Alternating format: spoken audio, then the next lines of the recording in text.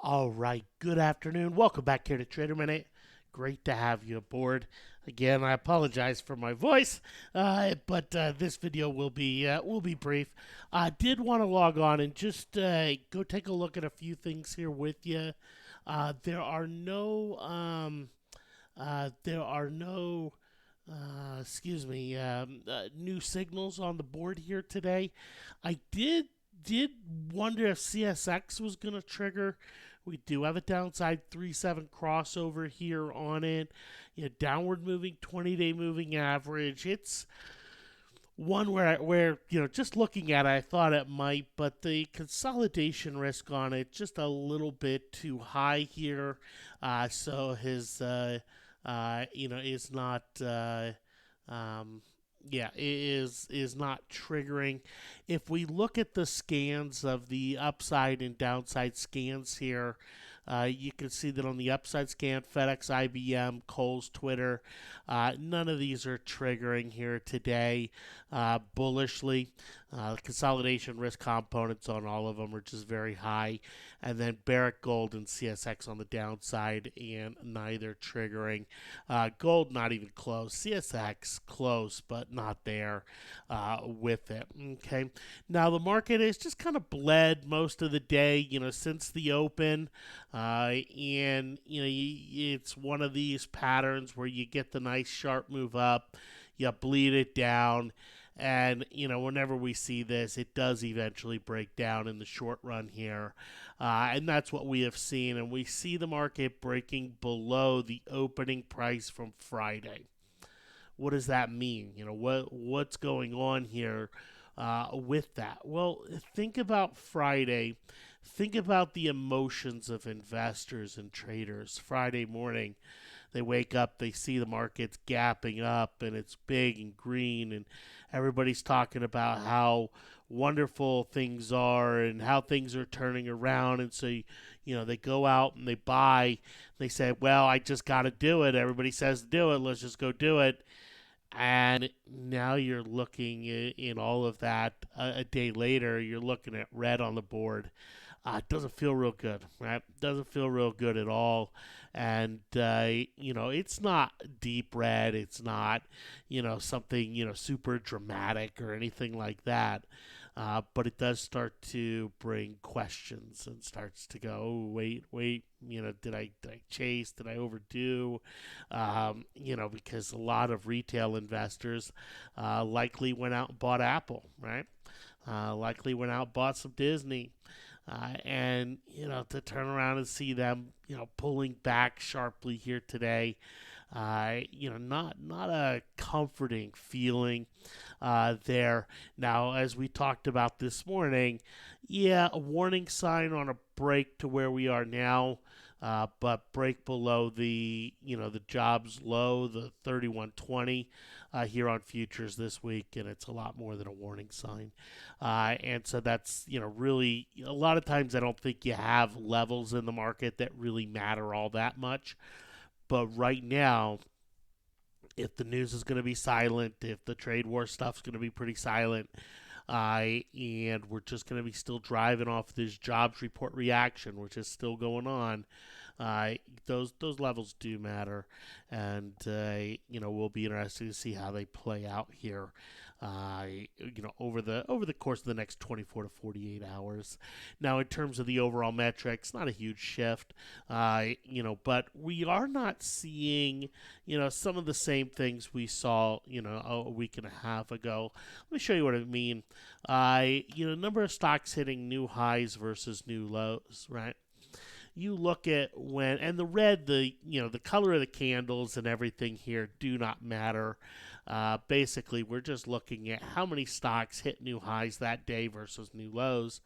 And if you take a look when the market set the new highs about a week and a half ago, we're up here around 350.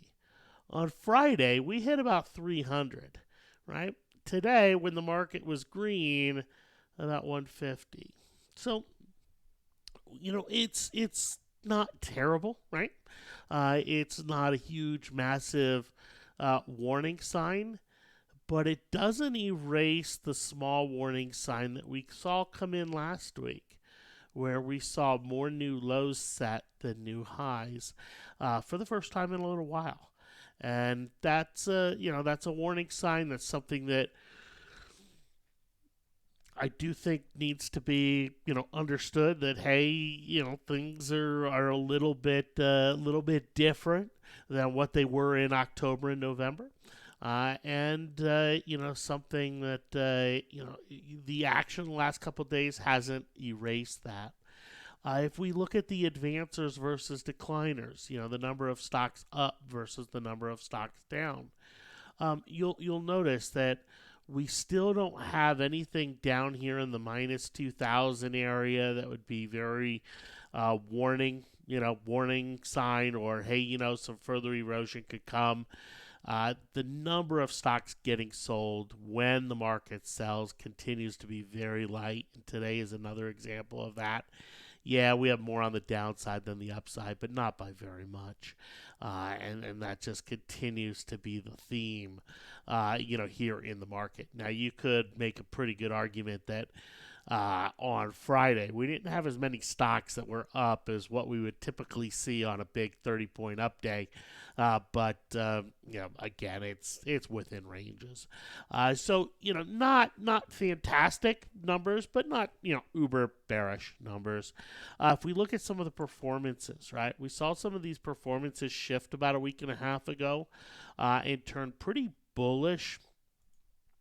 The performance of small caps versus large caps, and we looked at some of these together. Now, if we come and update, what some of these look like here, if I get it typed correctly here, my apologies. There we go. You can see that we're still talking about small caps outperforming large caps, but we're still in a pretty neutral. A neutral difference, meaning, small caps are up 2.5%, large caps are up 2%. Normally to see something super bullish, and when we break into new highs, it's almost always the case where small caps are leading by more than 2%. And we don't see that, in play. Transports are still lagging massively. Absolute massive lag in transports, which is a very bearish sign. And then banks, which had been leading the way, are now in a lagging position. So we are starting to see some shifting in the performance metrics here of the market, with the leaders versus laggards. We don't have tech leading the way. It is one where just the leadership elements are shifting just a little bit here. And let me show you what I mean. Here's consumer staples, right? Here's the safety area. And if you look, what's leading the way? What's outperforming here? Consumer staples. Consumer staples are really taking over. Is that a sign of a market that's really wanting to, or really super healthy and saying, you know what, we're just going to buy anything and everything and chase this thing to new highs? Not typically, right? Not typically. That's a very defensive sector. Utilities are often considered defensive, but there's no real major differential there with those. Healthcare is sometimes looked at as defensive, and you can see healthcare. I mean, healthcare is the massive outperformer here over the last month. And so when you have healthcare, you have consumer staples, really leading the way. You have transports lagging. We didn't look at industrials, but I'll show you what those look like. Because you have industrials lagging by almost 3%.